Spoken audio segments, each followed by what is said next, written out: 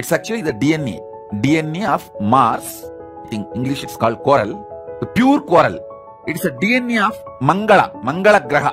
Mangala is called Mars in English. In Sanskrit we call him Mangala, Angaraga.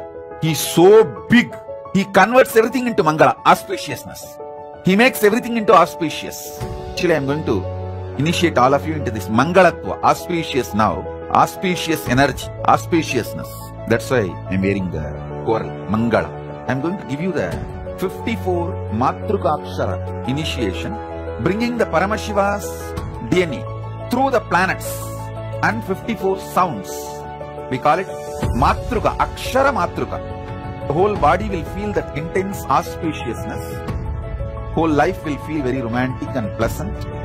Bliss body will start manifesting.